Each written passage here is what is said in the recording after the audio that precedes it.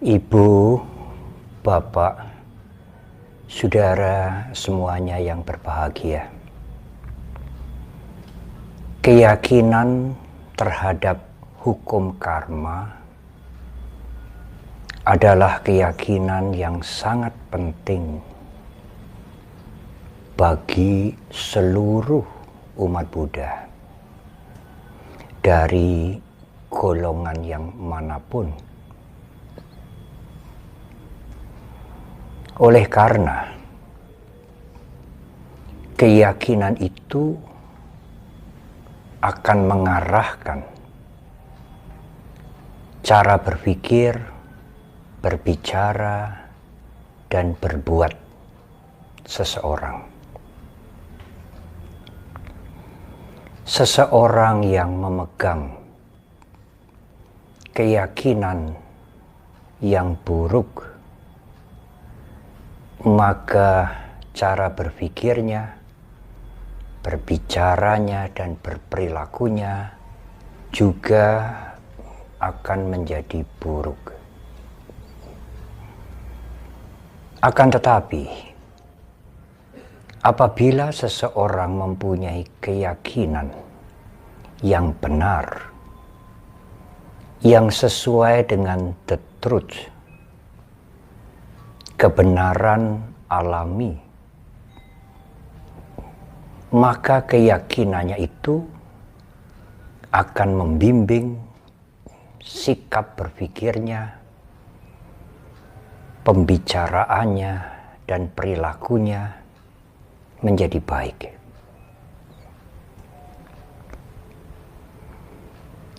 Dalam Anguttara Nikaya ada 4 rincian keyakinan bagi umat Buddha yang di dalam bahasa Pali disebut 1. Kama Saddha, 2. Kama Vipaka Saddha, 3. Kama Sakata Saddha, dan yang keempat, Tathagata Bodhisattva.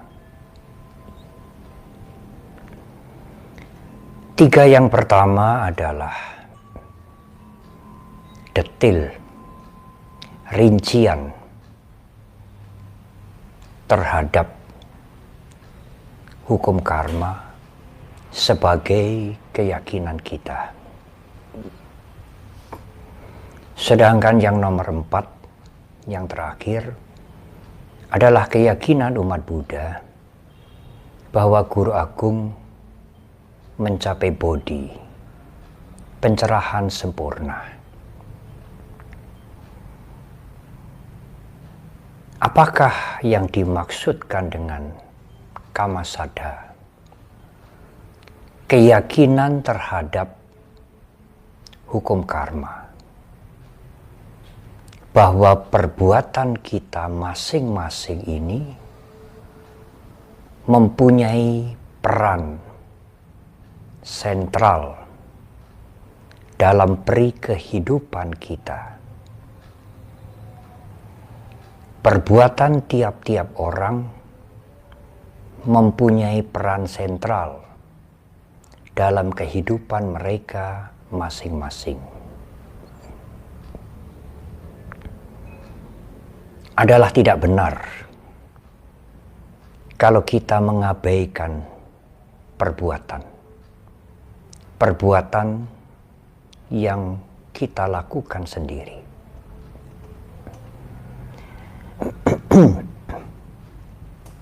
Dalam kalimat yang sederhana, apa yang kita capai, semuanya itu perbuatan mempunyai peran yang besar. Perbuatan menjadi faktor yang sangat menentukan. Sangat tidak mungkin apabila kita hanya berdiam diri, duduk-duduk saja, semua rencana yang kita rencanakan kemudian terjadi begitu saja. Sangat tidak mungkin. Peranan perbuatan dalam bahasa Pali kama atau karma dalam bahasa Sanskerta menjadi keyakinan awal bagi kita dalam keyakinan kita terhadap hukum karma. Yang kedua, kama wipakasada. Keyakinan bahwa tiap-tiap perbuatan memberikan akibat. Perbuatan itu menjadi faktor yang penting dalam kehidupan kita. Karena perbuatan itu berakibat. Berakibat sekarang, juga berakibat kemudian. Perbuatan itu tidak hanya mempengaruhi atau berakibat terhadap orang lain, tetapi juga yang terbesar adalah berpengaruh dan berakibat kepada diri kita sendiri. Hal itu ditegaskan kemudian oleh Guru Agung kita pada nomor yang ketiga, kama sakata sada. Akibat itu pasti akan kita petik sendiri. Akibat perbuatan kita yang baik maupun yang buruk tidak akan dipetik, tidak akan dialami, tidak mungkin dirasakan oleh individu yang lain, melainkan oleh kita sendiri.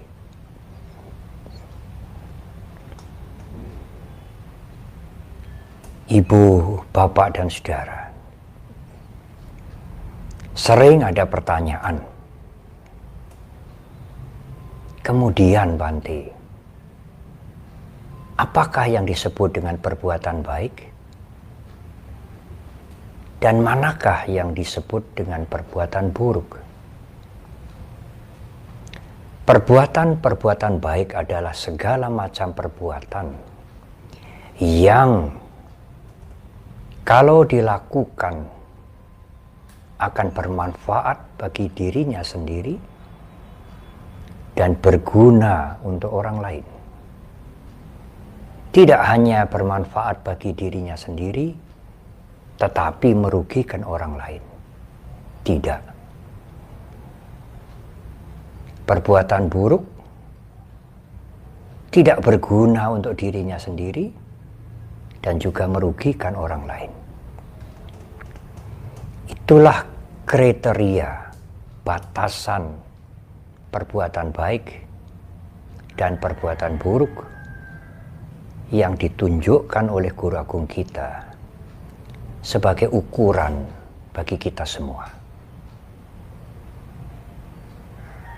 Oleh karena itulah, sebelum Anda melakukan sesuatu, berbicara atau memberikan komentar atau menanggapi sesuatu, bahkan berpikir merencanakan sesuatu, timbanglah dengan baik. Apakah yang akan Anda lakukan itu, yang akan Anda bicarakan itu, yang sedang Anda pikirkan itu berguna untuk Anda dan berguna untuk orang lain, bermanfaat untuk masyarakat dan berguna untuk diri sendiri.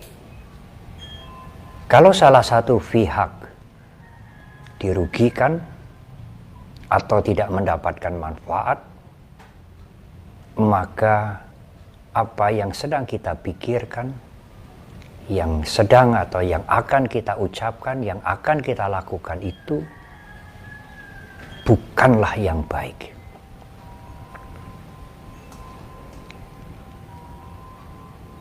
Ibu, bapak, dan saudara, meskipun umat Buddha tidak banyak mengerti ajaran guru agung kita, tidak banyak mengerti Dhamma, tetapi boleh saya sebutkan semuanya mengerti hukum karma dan meyakini hukum karma, bahwa perbuatan itu mempunyai peranan besar dalam kehidupan ini. Semua perbuatan itu berakibat, dan akibat itu pasti datang pada kita. Meskipun ada faktor-faktor lain yang mempengaruhi kehidupan ini, seperti iklim, makanan, dan sebagainya, tetapi faktor kamma atau karma, yaitu perbuatan, menjadi faktor yang sangat penting, bahkan yang sangat menentukan dalam kehidupan ini. Karma atau perbuatan kita sekarang, dan juga karma atau perbuatan-perbuatan kita yang sudah kita lakukan yang lalu. Tetapi, ibu, bapak, dan saudara, apakah kita cukup konsisten memegang keyakinan terhadap hukum karma itu dalam kehidupan kita sendiri sehari-hari? Apabila Anda sekalian, ibu, bapak, dan saudara, sedang mengalami hal-hal yang menyenangkan, yang baik, misalnya lulus ujian, diterima di pekerjaan yang cocok, usaha Anda maju, mendapatkan apresiasi, pujian, Anda menyadari, Anda berpikir, karma-karma atau perbuatan-perbuatan baik yang saya lakukan sedang berbuah. Tetapi, saudara-saudara semuanya, kalau Anda sekalian sedang mengalami sesuatu yang tidak menyenangkan, misalnya ada seseorang yang menyalahkan Anda, meskipun Anda sudah bekerja dengan tekun, jujur, dan hasilnya sangat baik. Atau mungkin seorang anak yang merasa sangat dibenci oleh orang tuanya sendiri. Atau sebaliknya, orang tua yang merasa selalu dimusuhi oleh anaknya. Pekerja yang selalu dicela oleh atasannya. Usahanya yang mengalami rintangan, gangguan, dan lain-lain. Apakah Anda menyadari, meyakini bahwa hal-hal yang tidak baik itu adalah karma-karma yang tidak baik yang pernah Anda lakukan, yang sedang berbuah? Itu amat sulit.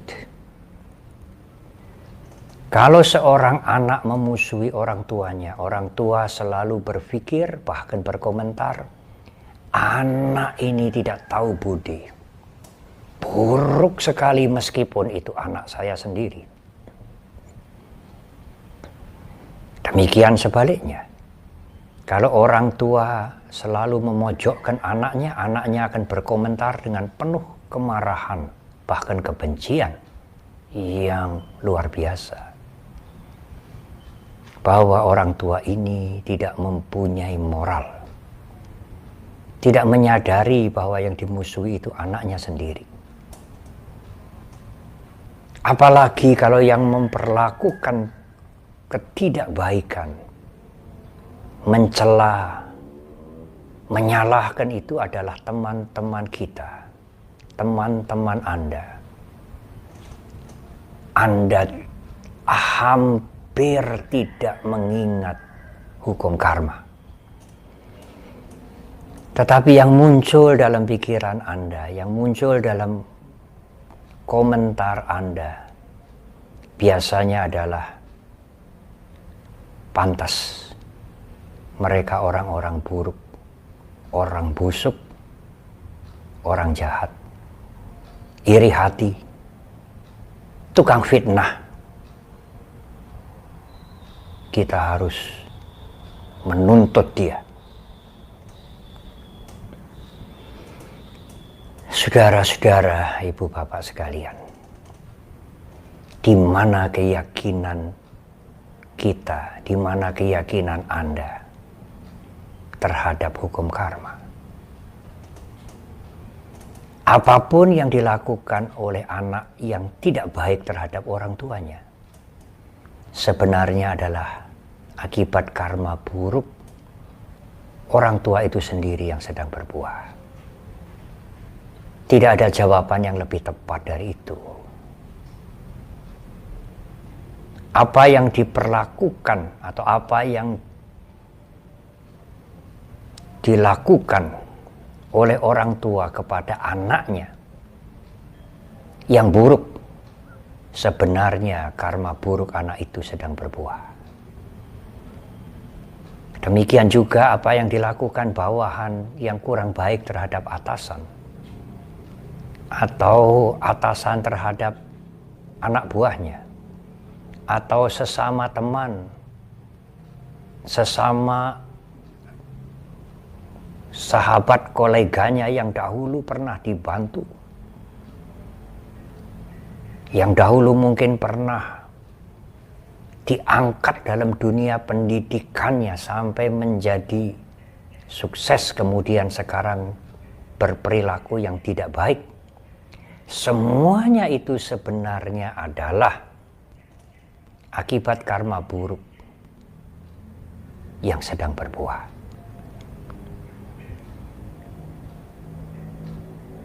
Kalau ibu bapak dan saudara mengerti Dhamma dan meyakini hukum karma,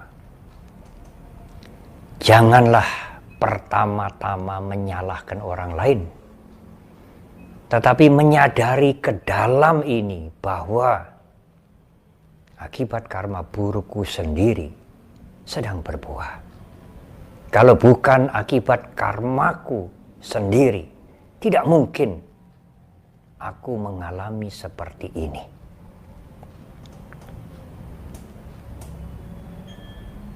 Menyadari hal itu karena keyakinan kita terhadap hukum karma, maka kebencian, kemarahan, penasaran akan menurun. Kalau kesadaran, kalau pengertian terhadap hukum karma bahwa keburukan yang sedang dialami itu adalah akibat karmanya sendiri, perbuatannya sendiri yang sedang berbuah. Kalau itu tidak disadari, maka yang muncul adalah kebencian, yang berkembang menjadi kemarahan dan ingin membalas apa yang dilakukan itu, menimbulkan ketegangan mental yang luar biasa, bukan menenangkan. Membalas kemarahan dengan menuntut mereka secara hukum atau dengan cara yang lain sebenarnya adalah kejahatan juga. Perilaku buruk yang sedang dimulai. Seseorang sedang mengalami, sedang memetik akibat karma yang buruk, tetapi pada saat itu juga menanam yang buruk yang baru. Alangkah sayangnya. Tetapi kalau kita bisa menyadari bahwa yang buruk-buruk apakah fitnah, apakah celaan, apakah makian, apakah gosip yang sedang kita terima, yang sedang kita alami itu adalah akibat dari perbuatan buruk kita sendiri, maka batin ini menjadi tenang. Sulit memang menerima, tetapi harus dicoba dan harus dilatih, karena hukum karma itu sudah menjadi keyakinan kita. Keyakinan Anda, keyakinan kita, bukan yang lain. Yang buruk-buruk itu adalah akibat dari perbuatan buruk kita sendiri, bukan dari sebab yang lain. Kalau nanti batin kita, batin Anda sudah tenang, tidak dibakar oleh kebencian dan kemarahan, solusi yang akan Anda tempuh untuk menghadapi anak Anda, orang tua Anda, teman Anda, akan menjadi lebih bijak. Karena solusi itu muncul dari kasih sayang. Kita merasa kasihan mereka-mereka yang berbuat buruk kepada kita, karena mereka pun suatu saat nanti akan memetik akibat dari perbuatannya sendiri itu. Cobalah renungkan ini, saudara-saudara, ibu bapak sekalian. Saya banyak menjumpai umat Buddha sendiri yang begitu marah, begitu panas hati, meluap-luap, sulit untuk menguasai dirinya karena sedang mengalami hal-hal yang tidak menyenangkan. Dari keluarga, dari suami, dari istri, dari karyawan, dari teman, dari sesama umat Buddha, dari pimpinan tempat mereka bekerja, dari kolega mereka, dan lain-lain. Seolah-olah keyakinan mereka terhadap hukum karma itu lenyap. Yang ada hanyalah marah-marah, kebencian yang meluap-luap, merasa dirinya sama sekali tidak bersalah, benar sebenar-benarnya. Pihak lain itulah yang salah, yang harus diberantas, bahkan mungkin harus dihancurkan. Sikap seperti ini bertolak belakang, berkebalikan kalau seseorang meyakini dan menggunakan keyakinan itu di dalam keseharian. Apapun yang tidak menyenangkan, apapun kepedihan yang dirasakan, apapun situasi yang sulit, ini adalah karma buruk yang saya lakukan dalam kehidupan, dalam masa yang lampau sedang berbuah. Saya menerima. Tidak ada pilihan lain. Karena semuanya ini juga tidak kekal. Saya tidak menyalahkan orang lain, karena akibat ini akibat dari perbuatan yang saya sendiri lakukan.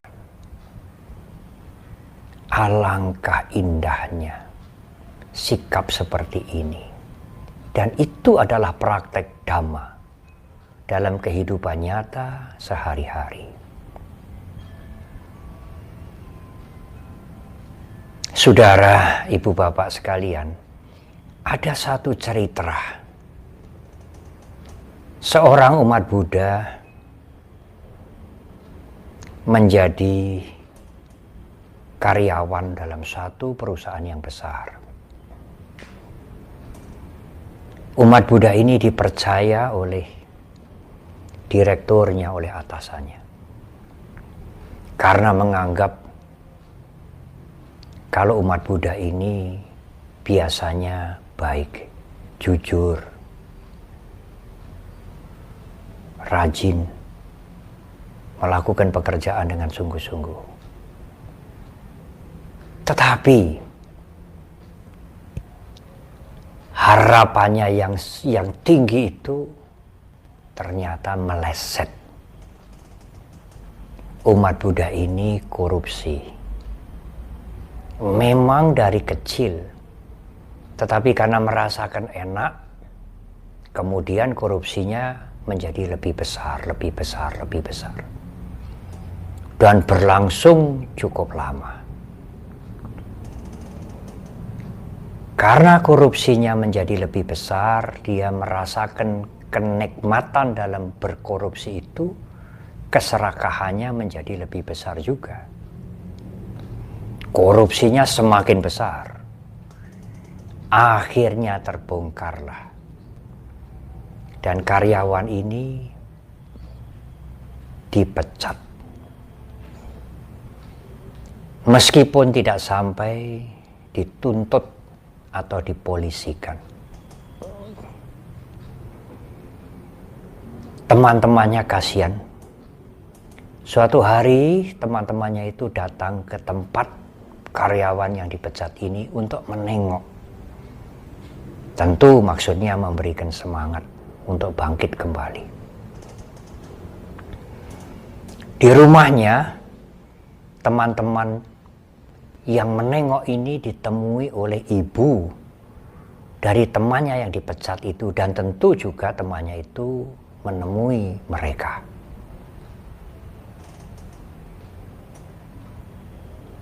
Mereka adalah keluarga Buddhis. Apa komentar ibunya? Komentar ibunya mengejutkan saya.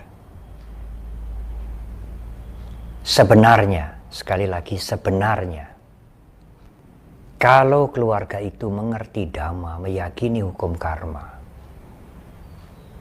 meskipun ibunya tidak menyalahkan anaknya, tetapi ibunya tentu setidak-tidaknya akan berkomentar. Iyalah nak, ibu menasehati anak ibu supaya lain waktu berhati-hati, sehingga kejadian seperti ini tidak berulang kembali. Kita memberikan semangat pada dia untuk bangkit kembali. Apakah ibu itu mengatakan seperti itu? Tidak. Ibu ini memberikan komentar kepada teman-temannya yang sedang menengok itu. Iyalah nak, anak ibu ini sedang dicoba. Anak ibu ini sedang diganggu oleh Mara. Kasihan dia. Komentar itulah yang membuat saya terkejut. Pada waktu anak-anak yang menengok temannya yang dipecat itu bercerita kepada saya. Saya berpikir, siapakah yang mencoba oleh anak yang dipecat karena korupsi itu? Ibu itu juga menyinggung digoda oleh Mara.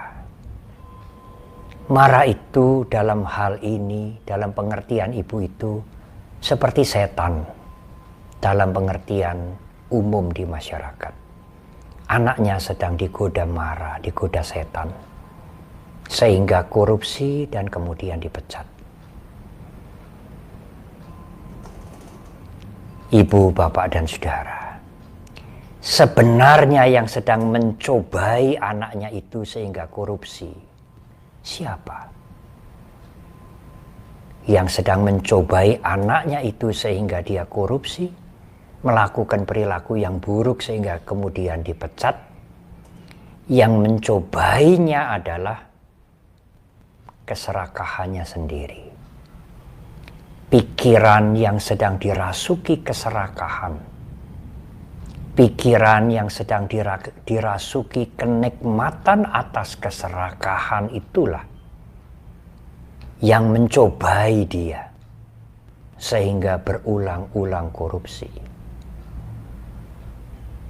Dan keserakahan itulah Mara. Kalau misalnya anak itu dipolisikan dan anak itu mengatakan, "Pak, aku ini digoda marah kok Pak, digoda setan sehingga aku korupsi. Marah itulah yang memprovokasi aku." Apakah alasan itu bisa diterima oleh polisi, Ibu, Bapak, dan Saudara? Polisi juga tidak bisa menangkap marah atau setan. Keyakinan mereka, keyakinan seseorang terhadap hukum karma akan menjadi luntur seperti lenyap pada saat seseorang itu menghadapi hal-hal yang buruk. Kesulitan, hinaan, cacian, celaan, meskipun sudah bekerja dengan baik. Apakah di kantor, apakah di organisasi, apakah di yayasan, apakah di pabrik, apakah di wihara, meskipun sudah bekerja dengan baik, jujur, sungguh-sungguh, mengabdi sungguh-sungguh, tetapi kemudian dicela.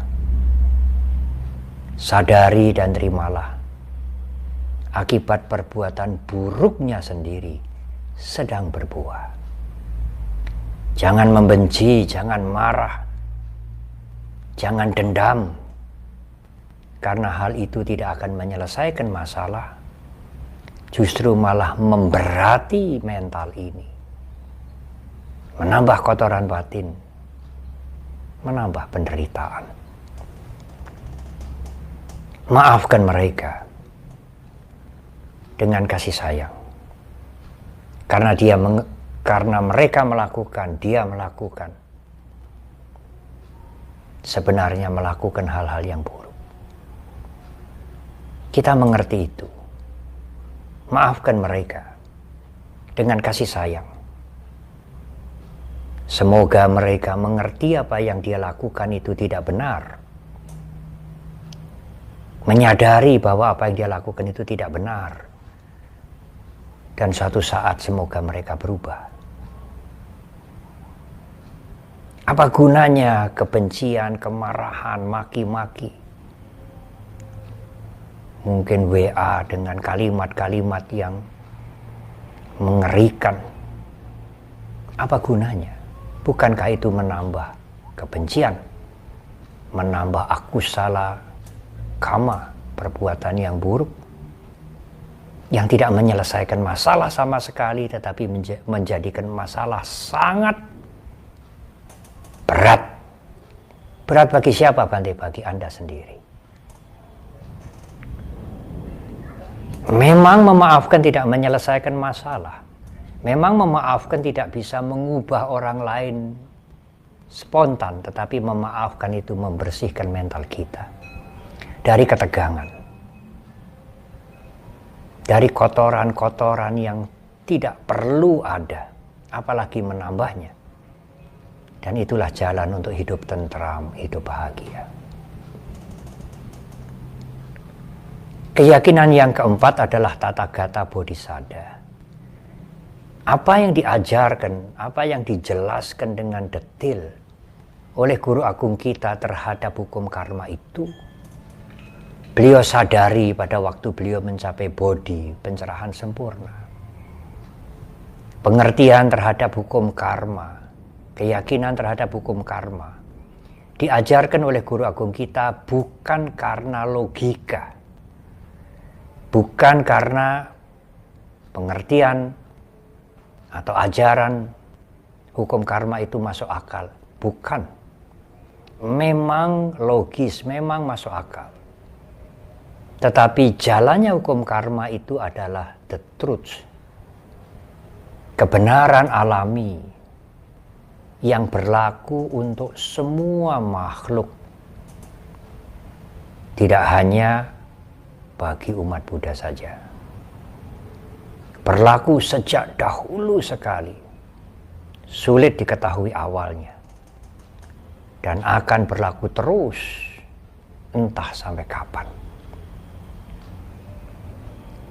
Dengan keyakinan terhadap hukum karma ini, maka kita akan mengendalikan diri sekuat tenaga kita untuk tidak melakukan yang buruk, perbuatan yang merugikan kita sendiri dan merugikan orang lain.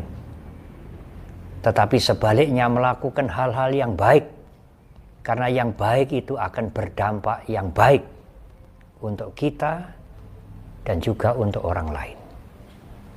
Kita menghindari perbuatan yang buruk dan melakukan banyak perbuatan yang baik, bukan karena perintah, bukan karena diancam oleh Guru Agung kita, Buddha Gautama, tetapi karena kesadaran kita sendiri terhadap hukum karma. Demikian juga kita berusaha untuk tidak marah, tidak membenci, tidak membalas kepada mereka yang berbuat buruk kepada kita. Bukan karena ketakutan atau bukan karena diancam oleh Guru Agung kita, tetapi kita menyadari bahwa yang kita alami itu adalah akibat karma kita sendiri. Kalau kita memelihara kebencian, kemarahan, membalas dendam, menuntut dan lain-lain, hal itu justru akan menambah keburukan, bukan mengurangi keburukan. Ibu, bapak, dan saudara, sekali lagi memang keyakinan terhadap hukum karma itu benar-benar kita yakini, tetapi sering kita lupakan dalam keseharian. Oleh karena itu Guru Agung kita menganjurkan kepada kita renungkan, sering merenungkan terhadap hukum karma. Dalam bahasa Pali disebut kama saka, kama dayada, kama yoni, kama bandu, kama pati sarana. Kita ini adalah pemilik dari perbuatan kita sendiri, ahli waris dari perbuatan kita sendiri, bukan perbuatan orang lain. Dilahirkan oleh perbuatan kita sendiri, bersaudara dengan perbuatan kita sendiri, bergantung kama pati sarana pada perbuatan kita sendiri. Yang kamang karisanti kalianang wa papakang wa tasak dayada bawisanti atau bawisami. Karma apapun yang aku lakukan, yang kita lakukan, kalianang wa papakang wa, yang baik maupun yang buruk, itulah yang akan kita warisi. Ewang ahem hi abin hang pacawe kita bang. Ini harus sering kita renungkan, karena sering kita lupakan. Utamanya pada saat perilaku-perilaku yang buruk yang orang lain arahkan kepada kita. Termasuk mungkin musibah, sakit dan lain-lain, kegagalan dan lain-lain. Semuanya itu adalah akibat karma kita. Karena kita dilahirkan oleh karma kita sendiri. Kita ini menerima warisan dari mana? Dari perbuatan kita sendiri. Kita bersaudara, berteman dengan siapa? Dengan perbuatan kita sendiri. Kita bergantung tidak kepada orang lain, tetapi juga pada perbuatan kita sendiri. Baik karma yang baik, perbuatan yang baik, maupun karma yang buruk. Semogalah uraian ini akan membuat kita lebih kuat mengendalikan diri tidak berbuat yang buruk, tetapi mendorong kita untuk melakukan hal-hal yang baik, menjadi tenang pada saat menghadapi hal-hal yang tidak menyenangkan, UPK tenang, sehingga kita tidak kehilangan keseimbangan, tetap mempunyai ketentraman dalam kehidupan ini, mengurangi penderitaan, sehingga hidup kita menjadi lebih bahagia. Terima kasih.